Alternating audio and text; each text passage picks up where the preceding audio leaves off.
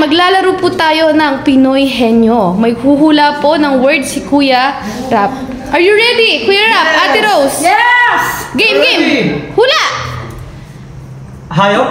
Hindi. Pagkain? Hindi. Bagay? Hindi. Lugar? Hindi. Tao? Oo. Artista? Hindi. Bayani? Pwede. Oo, bayani. Dr. Sensel? Hindi. Pangalan ng tao? Hindi. Pangalan? Oo. Nasa loob ng pamilya to? Oo. Nanay? Pwede. Kapatid? Pwede. Tita? Pwede. Lola? Hindi. Lolo? Pwede. Tito? Hindi. Hindi pa? Nagbibidyo kita? Oo. Malaki yung tiyan? Oo. Aso? Hindi. Tao. Nakasalamin? Oo. Pwede. Malaki yung katawan? Oo. Masipag? Oo. Mapagmahal? Oo naman. Tatay to!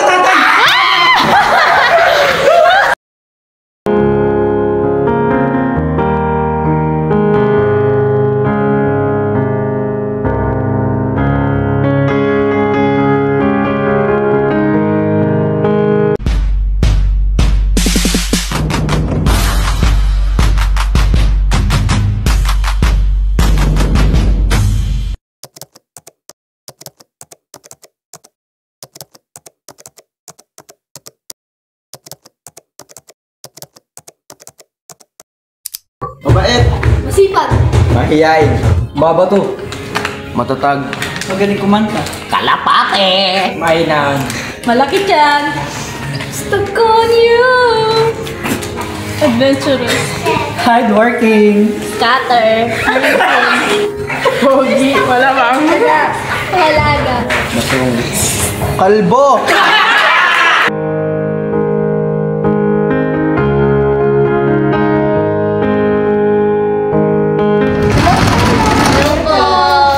Hello, Char. Magandang araw sa'yo. Pinagpalang umaga.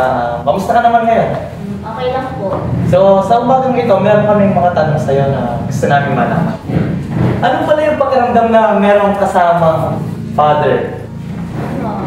Siyempre masaya. Kasi, siyempre, feel mo kompleto. Tapos, mas may naggagayod sa amin. Gano'n na, mas lalo may katulong si mama ko sa lahat ng bagay. Gano'n. So, yun, masaya. Magbigay ka ng katangian ni Papa mo na kapag nakita mo siya, wow, the best siya dito. Pero masipag siya, yun. Tapos, maaruga, sobrang bait, yun. Siyempre, pogi yun. Yeah? Mana ka sa kanya, siya po, ikaw, maganda. So, ito naman. Magbigay ka naman ng kwento sa Papa mo with yun na hindi mo ito makalimutan hanggang ngayon. Sige, Bakwel, kasi yun 11 nga tapos yun, naligo kasi kami ng ulan lang. Tapos na yun, kuya, mga alas 4 na yun, gano'n. Tapos syempre yung ulan bukas na post, di talaga tumitigil.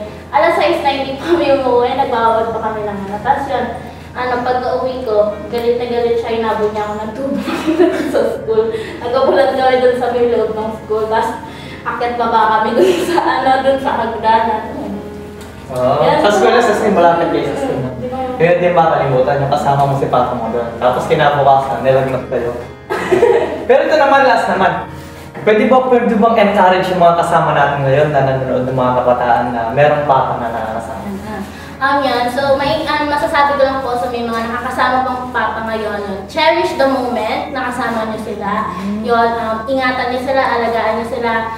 Hanggat maaga po, kung pwede po natin ipasabi. Even if hindi naman verbally, hindi siya verbatim, ipadama po natin na mahal natin sila by, pwede po sa actions, gano'n. Meron nga po kasabihan, action speaks louder than words. So, kung meron po kayong mga tatay ngayon, ipadama niyo po kung gano'n sila na-appreciate, kung gano'n nyo sila kamahal. Kasi, once in a lifetime lang po magkaroon ng tatay kasi alam naman natin na may lang yung buhay. So, cherish po talaga yung mga moments na nakakasama natin sila. Thank you, Char. Thank you po. God bless you. Hello, Jess! Pinagpalang araw sa'yo. Kamusta? Okay naman. Maganda ka sa umaga ngayon, ha? Thank you po. So, sa umaga nito, may mga tanong na ako sa'yo na pwede natin i-share, ibahagi sa mga kasama natin. So, ano yung pakiramdam na meron ka kasamang father, tatay? Siyempre, sa lahat masaya, tapos, siyempre, buo yung family mo, may kasama si mama sa lahat ng gawain, sa lahat ng ginagastos, yun, siya yung nagpo-provide. Masaya sa feeling na nandiyan pa yung tatay mo, nakakabanding mo siya sa lahat ng oras. So, mabili ka ng katangian ni papa mo? Masarap siya magluto, pogi siya, malaki siya. Tapos mabait siya, di talaga sila nag-aaway ni mama eh. Hindi nila pinapakita sa amin na nag-aaway sila. Yung mabait si papa at hindi niya ako lagi pinapalitan. Meron bang talent si papa mo? Pero dancer yun eh. O, pakita nga ng isang step ni papa na madalas ng gano'n. Hinini! Ba, magaling siyang magkanta. Oo, lagi nagbibideo ko yun eh. Oo. Pwede pa. So ito naman dyan, ano yung mga story na kasama mo si papa mo na hanggang ngayon hindi mo yun makakalimutan?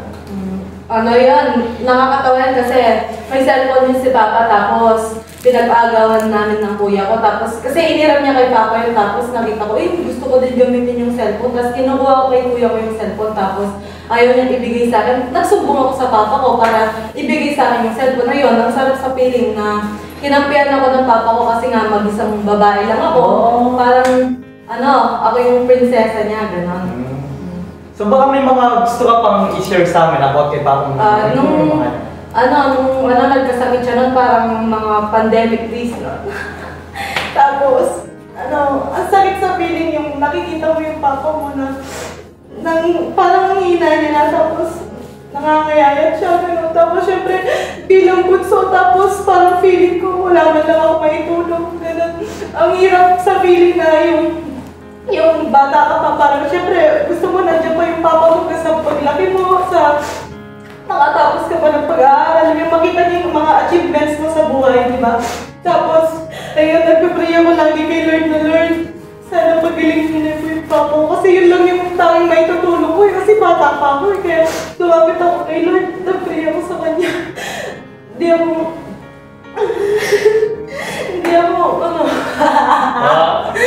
Tapos yun. Kasi dumating yung araw na nagaling niya si papa. Ang saya. Ang sarap sa feeling kasi yung papa mo okay na ulit at nakakasama mo na siya. Ano yung maibabahagi mo sa amin dahil may mga kasama kayo na meron pang papa? Ano gusto mong encourage or inspiration? Ayan, yung may mga tatay pa dyan, mahalin niyo yung mga papa niyo habang buhay pa sila kasi yung buhay madali lang. Kailangan natin ipakita sa kanila na mahal natin sila in action, hindi lang sa words. Kasi yung mga papa napapagod din pero hindi nila pinapakita sa kanilang mga anak na pagod na sila. Kailangan natin sabihin sa kanila, pa, kaya mo yan. Lahat ng, kasi kasama mo kami ng mga anak mo, ayan. Kailangan natin kamustahin din yung mga tatay natin. Araw-araw may chance tayo na ipakita sa kanila kung gaano natin sila kamahal at araw-araw pwede natin silang kamustahin na kung okay lang ba sila sa lahat ng sitwasyon na ginagawa nila. Yun lang. Alright. So, Jen, salamat sa powerful testimony, story with Papa and God to God. Thank you. Hello po! So, ano naman buhay-buhay ba? Ayos lang ako kaya. Ayos lang naman. Ano grade mo na pala kayo sa pag-aaral? Grade 10. Grade 10. Pag-graduate na po, pang-moving up na. So, baka. Ba't ba ka ba? Hindi, ayos na. Ba't ba ka ba? Ba't hindi siya na? Dahil, syempre, yung grades, parang pumapasa lang, gano'n. Alam mo bro, ano yan? Talagang persistent tayo nagdidibig sa Panginoon. So, pag-graduate natin sa Panginoon, ilang years na tayo? I think 4 years na rin sila. 4 years. Sa 4 years na yun bro, di naging madali pag-iging Christian. May mga struggle tayong naranasan, di ba? Isa sa pamilya yan, from isa sa sarili. Pero paano mo yun bro na-overcome na kailangan nagpapatuloy ako? Siyempre dahil kay Lord. Kundi dahil sa kanya, wala na ako rito. Na kung hindi niya ako sinustain sa buong taon na nangyayari sa buhay ko, baka pati ako sa buko na din. Then siyempre dahil din sa pamilya yan, sa mga kaibigan na nariyan para sa akin, na sa time na nadadawan ako, dyan sila para sumama sa akin, gano'n. Amen. Ang sarap sa pakiramdam bro na meron kang kapatid, pamilya sa Panginoon na nakakasama mo nag-iingat. Isa silang instrumento na ginagamit ng Diyos para mas talo kang mag-appeal. Amen. So syempre bro, naglilingkod kayo kay Lord. Anong ministry mo bro kay Lord? Ginagamit sa church? Music team po. Oh, music team. Ano yung instrument ng pinipili? Guitar and piano, pinag-aaralan ko naman. Wow! By the grace of Lord. Makakailan, practice natin, di ba? Ibang Practice makes permanent. So bro, may mga tanong na ako sa'yo bro. Siyempre na gusto natin sagutin ngayon. Wala lang bro, anong kaarawan na pinagdidiriwang natin? Mother's Day. Oh, Father's Day, no? Ano parang ganyan? Sa'yo bro, may tanong ako sa'yo bro. Anong pakiramdam bro na meron kang nakakasamang papa, tatay sa buhay na tinatakbuhan mo siya?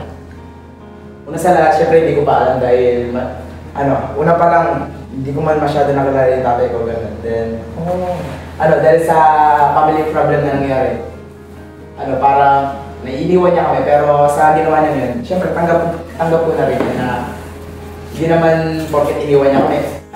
Iniisip ko dati na si Lord lang magpapatawad, pero si Lord din pala nagbigay sa akin ng na magpatawad. Kaya yun, napatawad ko na siya sa ginawa niya na yun na sa pag-alis niya sa aming pamilya. Yun. By the way bro, hindi mo nakasama si papa mo. Ilang years bro? 5 years? 10 years? Mga 5 years din siguro. Simula nung 8 years old ako. Or 12, ay 7 yun. So, ano yung naging pakiramdam mo from the time na gano'n yung nangyari? Una, malungkot dahil syempre wala nang tatay na nandyan sa'yo na sa time na kailangan mo siya, gano'n. Syempre, bilang isang bata, kailangan mo din ng isang ama na tutulong sa'yo kapag may kailangan ka na meron din isang ama na nandyan para kapag umiiyak ka, please mapagsasabihan ka syempre hindi nandyan yung lagi yung ibang pamilya, nandyan din yung tatay mo, pero una malungkot, pero sa nagtagal, nasanay na dahil alam ko na parang meron na akong Panginoon na totoong ama na nandyan siya lagi sa akin. Yung bang kahit wala tayong physical na bro, hindi mo nakasama sa papa mo, nandyan si Lord na kapag nanghihina ka, meron kang tatakbuhan, meron kang lalapitan. At bro, alam mo bro, nandyan si mama, na lagi mo siyang nakakasama din, nangyayari mo. Hindi dahil kay Lord, siya yung pinaka nag-provide sa magulang ko na nandyan yung nanay ko na hindi dahil sa kanya. Baka kami ngayong magkakapatid, pero hiwa-hiwalay na lang din kung di siya yung tumayong tatay sa akin na nanay, baka lahat kami sumuko na din sa kanya-kanyang buhay. Then thankful din ako kasi nandiyan ka. Dahil ikaw yung pinaka naging tatay naming mga resilience. Ikaw yung nag-guide sa amin para mas lalong makilala si Lord. Yan. Siyempre, siguro kung sinukuha namin agad yung pag-ministry, baka wala na din kami dito. Then, sabi mo nga kuya, na lagi ka lang nandyan. So, yun, lagi din kami nandito na mga yung mga family, we are family, tayo magkakapatid sa Panginoon. Kaya thankful din ako sa lahat ng mga binigay sa akin ng Lord na tao, dahil kundi dahil sa mga yun, baka nandun din ako sa puntong nasa labas na ako and parang nakakasama na sa mga maling bagay, gano'n. Minsan bro, gusto mong sabihin bro kay papa mo, kung ang masasabi ko lang sa tatay ko na sa lahat ng nangyari nito, dahil kung pinatawad ko na siya dahil nung bata ko, di ko na din sinasabi sa kanya na ayoko na din siya makita, pero nitong na-realize ko na napasok ako dito sa sa group na to na lahat pala pamilya ko. Parang yun, pinatawad ko na siya sa lahat ng mga nangyari na ginawa niya sa pag-iwan niya sa amin. Tanggap ko din naman yun na kahit wala siya, parang hinahanap niya pa rin ako dahil nitong nag-COVID, simula nung umalis siya, parang tumatawag pa rin naman siya sa amin. Kaso dahil nga sa kakulitan ko na ayaw ko siya makita, sinasabi ko na lang na huwag ka nang tumawag dahil parang hindi na kita kailangan. Pero yun din yung pinaka naging bad side ko dahil parang tinakwil ko na siya bilang ama ko na yun, na kailangan ko rin pala siya kapag pero dahil nandiyan na nga yung pamilya ko na lagi nasa tabi ko, mas tinanggap ko na lang. So yun. So bro, last question bro, ano yung pwede mong i-inspire bro and encourage bro sa mga kabataan, sa mga nanay, lola, diba? Kasama pa yung papa nila. Para sa mga katulad kong bata or mga matatanda na rin na nandiyan pa yung magulang nila na panatilihin natin mahalin sila dahil hindi naman araw-araw kasama natin sila. Tulad ng nito na halos wala din akong tatay na tumulong sa akin or sumama sa akin sa paglaki ko, na wala man lang akong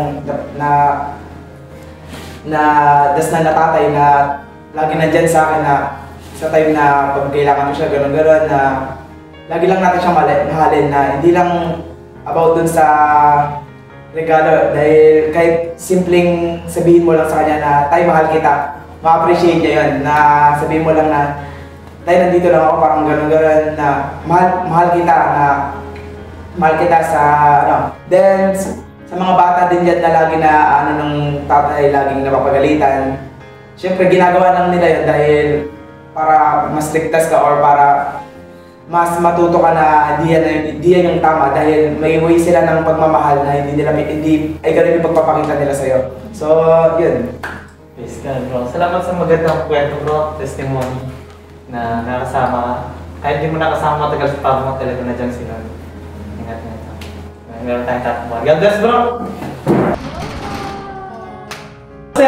Ay, kuya! Pinagpalang araw sa'yo, kamusta? Boys lang. Oo, ganda mo man ha. May gold ka pa dito. So, madalas nagkikita kita sa youth, on fair, di ba? Nakakasama ka namin na naglilingkod sa Panginoon. May mga kaibigan ka ba na inatrem sila isama din sa church eh? Yes po, man. Kaso, hindi agad-agad na sasama natin sila. So, meron akong tanong sa'yo. Para pinuhin niyo lang to, mabilis lang. Ano yung sineselebrate every month of June? Father's Day. Oh, Father's Day. So may mga tanong lang ako dito. Ito yung unang tanong na gusto kong syempre ibahagi mo sa akin. Anong pakiramdam na meron ka nakakasamang tatay? Masaya po. Masaya. Sa pakiramdam na nakakasama papa mo. Then, Masiyahin si papa mo, masiyahin. siya yung happiness ko. So ano yung nakikita mo katangian ni papa mo? Masipag siya. Pogi Pogi siya. Pogi. Maganda ka, pogi si papa. Tapos, yun lang po, masipag pogi. Then, napagmahal ko siya. Pagmahal. So ito naman, may mga time na nakasama mo si papa mo, di ba? Ano yung kwento na hindi mo yun makakalimutan? Kada kalabas na po ng work niya, may dala-dala po siyang lechon kawali para po work na to. Then, yun po, sabihin niya po sa akin na, Maxine, maganda. Sabi kayo pong makain, di ba? Sabi po. Nag-bike kayo or motor? Bike. Ba, inatas ka ni papa mo na, di ba? So, ngayon, kamusta naman si papa mo, pati ikaw? Ako, ayos lang po ako, pero tagal ko naman po din nakasama sa papa ko since 2019. Si mama? Si mama ko po, kasi baby pa po ako, iniwan niya lang po ako. Tapos dumating yung time na nagkasakit si papa ko noon. Tapos,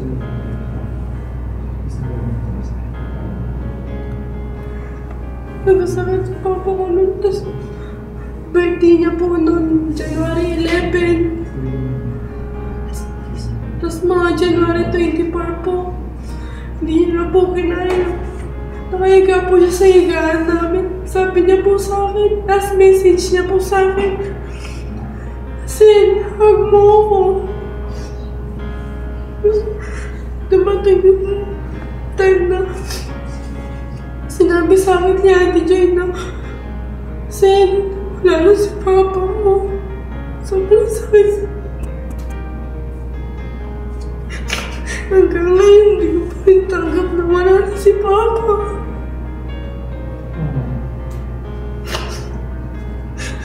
Pero nagpapasalamat ako kay God dahil nandito yung mga tita ko, mga pinsan ko, kasi sila din yung gaalaga sa akin. Sila din yung may dahilan ba't ako lumalapit kay God? Ba't ko kilala si God?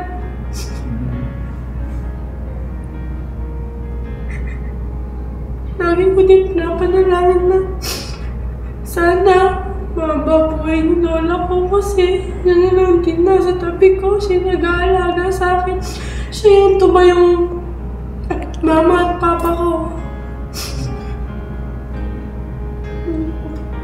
So yun, ano yung gusto mong sabihin ngayon sa mga kabataan, sa mga tao na nakakasama pa nila yung mama na, papa nila, mga magulang nila, especially father?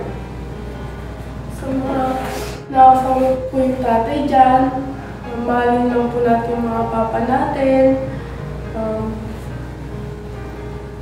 Palagi po natin sabihin sa kanila na mahal kita pa. Di lang po words, action din po. Yun lang. Di po araw-araw kasama po natin papa natin. Di lang po. Hello, Dan! Pinagpala ako sa kamusta naman? Okay lang. So may mga tanong lang tayo dito na pwede natin ibahagi sa mga kasama natin na anong pakiramdam yung meron kang kasamang father, tatay? Masaya, masarap kung may tatay ka kasi you are secured on their hands, gano'n. Ano yung moment kay papa mo na nakasama mo siya na hindi mo yung makakalimutan? Kapag nakakatulog ako kasi nanonood kami ng balita, yung kay Mel Jacob, gano'n. Tapos pag nakakatulog ako kasi pinapanood namin niya, tapos bigla magigising na ng apo, nasa kwarto na ako kasi pala binubuhat niya na ako. Dati kasi yung papa ko is OFW siya sa Dubai, simula na ng panganak ako, doon na siya hanggang sa grade 7 na ako, hanggang na siya grade 8, gano'n. Tapos nung grade 8 ako, doon lang kami halos nagbabanding ng papa ko. Tapos ito yung pinaka saddest part na nangyari sa life ko is si kuya ko, binubuhat na siya. Ngayon pala may stroke na eh. So, doon na parang dapat pala spend your time with your dad na gano'n. So, si papa mo, wala na siya, hindi mo na siya kasama? 5 years ago. Gusto mong sabihin sa mga nanonood ngayon na encourage na may kasama silang papa? Dapat kapag yung oras kasi, di ba, lagi sila sabi na time is gold. So, you should spend those times sa mga parents nyo, hindi lang sa tatay nyo, kundi sa mga mom nyo din, sa mga sister and nyo. Dapat lagi nyo niyayakap yung mga oras na kasama nyo sila. Hello po, Jared! Pinagparang araw sa'yo. Kamusta naman? Okay lang po. So, ayun na, may mga tanong nga dito na gusto kong malaman galing sa'yo. So, anong pakiramdam na may kasama kang father in life? Sobrang saya po kasi mapipil mo talaga na safe ka. Oo, safe. Ano masabi mo naman kay papa mo na katangian niya na nakita mo sa kanya? Gwapo eh, si papa kaya? Siyempre, gwapo din. Doon ako talbana kay papa. Tsaka masipag. Yun, matulungin din si papa. Bacho din. Oo. Yan na, isang nagganyan. So may mga story tayo sa life na hindi natin makakalimutan, di ba? Kay papa ko naman, ano yung kwento na hanggang ngayon nakatatakpag din sa'yo, hindi mo yung makalimutan? Nung elementary ako, ayoko mag-aral nun tamad ako. Kasi nung elementary ako, ayoko talaga pumapasok. Tapos ginawa ni papa, sinama niya na lang ako sa trabaho niya para di ako makapasok. Yung papa. Nung oras na umuwian, inuwi niya ako sa bahay para alam ni mama, nag-aral ako. Hindi alam, kasama ko si papa nagtrabaho. So si papa pala bro, minsan tagapagtanggol din sila. Mabuti man yan masama, minsan tutulungan. Pero gusto mo, yun yung gagawin nila. May mga time ba sa life mo na nilalagnat ka pero nandyan si papa mo? Na sinapa? Oo, pag nilalagnat ako, laging nandiyan si papa, lagi niya tinatanong kung ano gusto kong kainin. Kung ano yung sinabi kong ulam o kakainin, yun yung bibili nila. Kumbaga nag-a-adjust sila para sa akin. Sweet, bro, sweet. So ito bro, ano ba yung gusto mong i-share sa amin bro about kay papa? Nung elementary ako, ayoko mag-aral na tamad ako. Kasi nung elementary ako, ayoko talaga pumapasok. Tapos ginawa ni papa, sinama niya na lang ako sa trabaho niya para di ako mapasok. Very good, Robert. Yung papa. Nung oras na umuwian, inuwi niya ako sa bahay para alam ni mama, nag-aral ako. Hindi alam, kasama ko si papa nagtrabaho. So si papa pala bro, minsan tagapagtanggol din sila. Mabuti mo. Ano naman yung masasabi mo sa mga kabataan, sa mga nanonood ngayon na gusto mo silang encourage na meron pa silang kasamang papa in life, kagaya mo? Gusto ko lang sabihin sa mga may papa pa dyan, mahalin natin yung papa natin, sundin at igalang. Huwag tayo magiging pasaway kung ano yung sinasabi nila, sundin natin kasi yun yung nakakabuti sa atin. So bro, maraming salamat sa mga share ng